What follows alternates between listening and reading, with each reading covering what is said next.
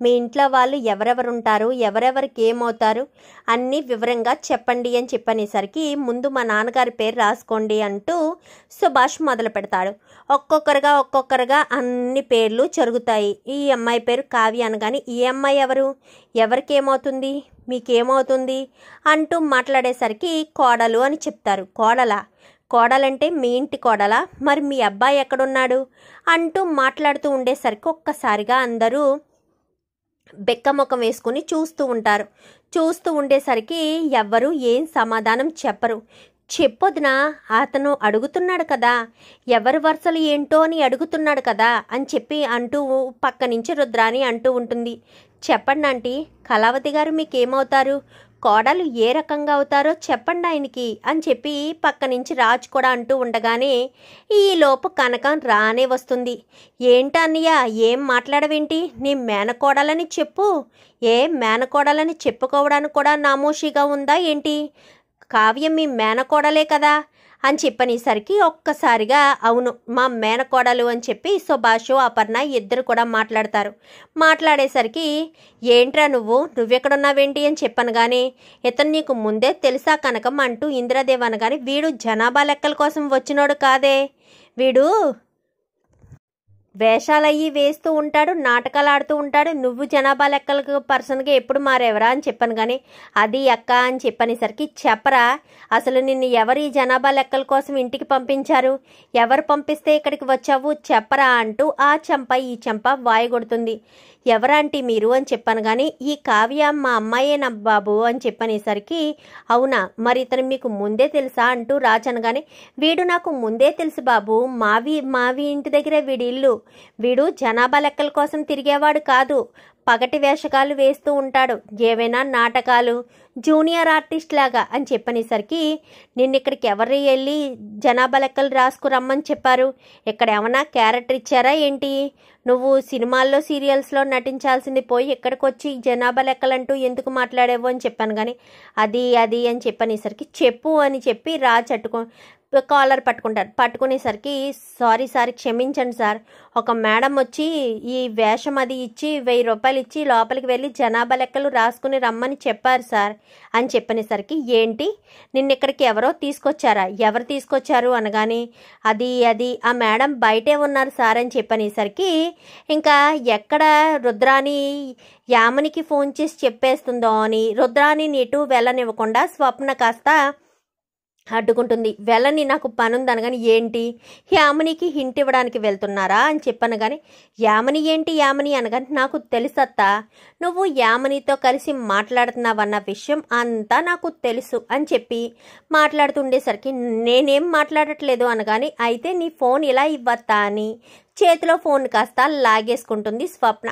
ఇప్పుడెళ్ళత్తా అంటూ అనగానే ఇంకేం చేస్తుంది, యామినికి చెప్పడానికి అవకాశం ఉండదు. ఇంకా అతన్ని కాస్త గబ్బగబ్బా తీసుకుని వచ్చేసరికి అదిగో సార్ ఆ కారులోనే మేడం తీసుకొచ్చారు అని చెప్పనగానే కారు చూస్తే యామిని బయట నిలబడి ఉంటుంది. యామిని నిన్ను పంపించింది అనగానే ఆవిడ పేరు నాకు తెలియదు సార్, ఆ మేడమే ఇక్కడ వరకు తీసుకొచ్చి ఇల్లు ఇదని చూపించి లోపలికి వెళ్ళి జనాభా లెక్కలని అన్నీ చేయమని చెప్పారు. కావ్య అనే పేరు ఏమన్నా చెప్తే ఆవిడ ఆ ఇంటికి ఏమవుతుందో ఎంక్వైరీ చేయమని చెప్పారు అని చెప్పనేసరికి అలా ఎందుకు చెప్పింది అని చెప్పి ఇంకా గబగబా అతన్ని వదిలేసి యామిని చేయి పట్టుకుని మరీ లోపలికి తీసుకొస్తాడు.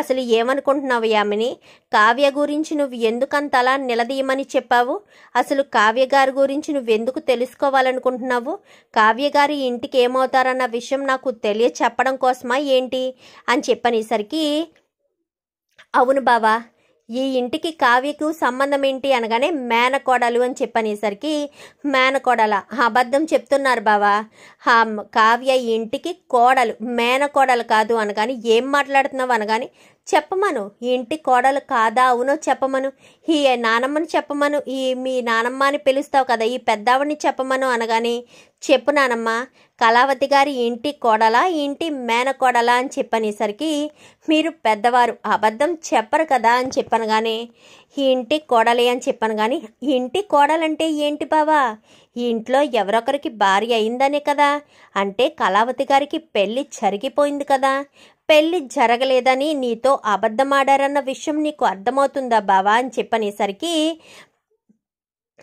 కళావతి గారు మీకు పెళ్ళి జరిగిందా అని చెప్పి కావ్యను నిలదీస్తూ ఉంటాడు రాజ్. అయితే ఇంకా అక్కడే ఉంది కదా కనకం. చూసి వెళ్ళి యామిని చెంప చెల్లుమనిపిస్తుంది. ఏంటే నా కూతురు జీవితంలో నిప్పులు పోయడానికి వచ్చావా? నా అల్లుడు గతం మర్చిపోయాడని అనగానే, కనకం ఏం చేస్తున్నావు అనగానే, నన్ను ఆపకండి వదిన గారు, నేను నిజం బయటపట్టాలి. నా కూతుర్ని నా అల్లుడు నిలదీస్తూ ఉంటే నేను ఎలా చూస్తూ ఊరుకుంటాను? ఇదేవత్త అసలు వీళ్ళ మధ్యలోకి రావడానికి దీనికి ఈ ఇంటికి వీళ్ళకి ఏం సంబంధం ఉంది? ఇది ఇంట్లో ఒక్క క్షణం ఉండకూడదు. ఎందుకు వచ్చావే? నా కూతురి జీవితాన్ని నాశనం చేయడం కోసం వచ్చావా అనగాని, ఇందాకేంటన్నారు? నా అల్లుడు నా కూతుర్ని నిలదీస్తున్నాడా అంటే ఏంటి మీ ఉద్దేశం అనగానే, చూడండి అల్లుడు గారు, ఇప్పటి వరకు మీకు గతం గుర్తు రాలేదని నాకు అర్థమైంది. మీరు గతంలో మా కావ్యనే పెళ్లి చేసుకున్నారు. కావ్య మీరు భార్యాభర్తలు. ఆ విషయాన్ని మీకు తెలియజేసి కావ్య ఎవరినో పెళ్లి చేసుకుందన్నట్టు మీ మనసులో క్రియేట్ చేసి మీరు యామిని మెడలో తాళి కట్టాలని ప్లాన్ చేశారు. మా కావ్యని మీరు అసహించుకోవాలన్న ఉద్దేశంతో ఈ యామిని ఇదంతా ప్లాన్ చేసింది అనేసరికి ఒక్కసారిగా రాజు షాక్ అయిపోతాడు. నేను కళావతి గారి భర్తను అనగానే, అవును రాజ్ అంటూ ఇంకా స్వప్న కాస్త కావ్యరాజుల పెళ్లి ఫోటోని తీసుకొచ్చి చూపిస్తుంది. అక్క ఏం చేస్తున్నావు నీకు తెలుస్తుందా? ఆయనకి గతం గుర్తు చేస్తే ఆయనకి ఏదో ప్రమాదం జరుగుతుందక్క అని చెప్పాను. కానీ ఎంత దూరం వచ్చిన తర్వాత కూడా చెప్పకపోతే నీ జీవితం నాశనం అయిపోతూ ఉంటే నేను చూస్తూ ఊరుకోలేను కావ్య. ఏదైతే అదే జరిగిందని చెప్పి కావ్యరాజుల పెళ్లి ఫోటోని రాజ్ చేతిలో పెట్టేసేసరికి రాజ్ ఆ ఫోటోని చూసుకుంటూ అలా ఉండిపోతాడు. ఒక్కసారిగా స్పృహ తప్పి పడిపోతాడు రాజ్. అయితే పడిపోయేసరికి, నేను చెప్తూనే ఉన్నాను కదక్క, నా భర్తను నా జీవితం నాశనం చేసేసావు, ఎక్కడున్నా ఆయన సంతోషంగా ప్రాణాలతో ఉంటే చాలనుకున్నాను అనగానే, ఏం కాదు కావ్య, ఖచ్చితంగా జరుగుతుంది. మీరు గతాన్ని గుర్తు చేసే ప్రయత్నం చేశారు. నేను గతమే తనకు చెప్పేశాను. నువ్వే తన భార్య అన్న విషయం రాజ్కి చెప్పేశాను. ఏం కాదు అని చెప్పనేసరికి, మామయ్య అర్జెంటుగా హాస్పిటల్కి తీసుకువెళ్దాం మామయ్య అని చెప్పనేసరికి సుభాష్ కాస్త కార్ రెడీ చేస్తాడు. వెంటనే రాజ్ని హాస్పిటల్కి తీసుకువెళ్ళేసరికి ఇంకా డాక్టర్ అయితే చెక్ చేసేసరికి ఏం జరిగింది అనగానే జరిగిన విషయం అంతా చెప్తారు. అలా ఎందుకు చేశారు అనగానే, మరి వాడికి గతం గుర్తు రాకపోతే వాడు వేరే పెళ్లి చేసుకోవడానికి సిద్ధపడుతున్నాడు. నా కోడల జీవితం నాశనం అయిపోతూ ఉంటే చూస్తూ ఊరుకుంటామా అని చెప్పి సుభాష్ అనేసరికి, నేనేమీ చేయలేను, అంతా భగవంతుడి చేతుల్లోనే ఉందని చెప్పి లోపలికి వెళ్తాడు. లోపలికి వెళ్ళిన తర్వాత రాజు స్పృహలోకి రాడు. ఇక ఇంజక్షన్ చేయాలి. ఆ ఇంజక్షన్ చేస్తే రాజు స్పృహలోకి రావచ్చు, రాకపోవచ్చు, లేదా కోమాలోకి వెళ్ళిపోవచ్చు. తన గనక స్పృహలోకి వస్తే తనకి పూర్తిగా గతం గుర్తొచ్చేసినట్టే అని చెప్పి డాక్టర్ చెప్పేసరికి ఇంజక్షన్ చేయండి అనగానే ఇంజక్షన్ కాస్త చేస్తారు. చేసేసరికి గంట అవుతుంది, 2 గంటలు అవుతుంది, 3 గంటలు అవుతుంది. అప్పుడు స్పృహలోకి వస్తాడు రాజు. ఒక్కసారిగా అందరూ షాక్ అయిపోతారు. ఇంతకీ రాజ్కి గతం గుర్తొచ్చిందా గుర్తు రాలేదా అనుకుంటూనే లోపలికి వెళ్ళేసరికి, మమ్మీ డాడీ బాగున్నారా?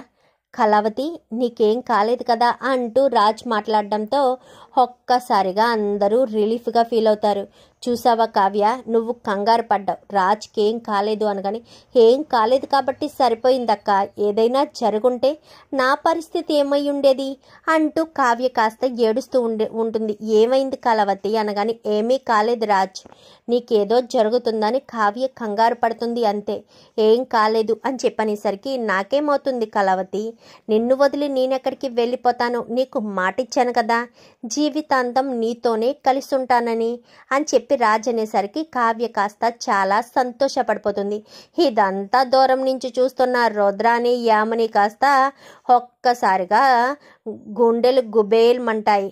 ఎందుకంటే రాజ్కి గతం గుర్తొచ్చేస్తే యామిని మొహం కూడా చూడ్డు.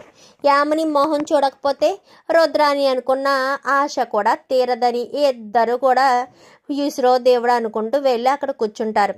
చూద్దాం మరి రాబోయే ఎపిసోడ్స్లో ఇలాగే రాజ్కి గతం గుర్తు రావాలని, కనకం రాకతోనే రాజ్కి గతం గుర్తు రావాలని మీరు కూడా కోరుకుంటే వీడియో నచ్చితే లైక్ చేయండి, ఛానల్ని సబ్స్క్రైబ్ చేసుకోండి, పక్కనే ఉన్న బెల్ సింబల్లో ఆల్ పై క్లిక్ చేయండి. Thank you for watching.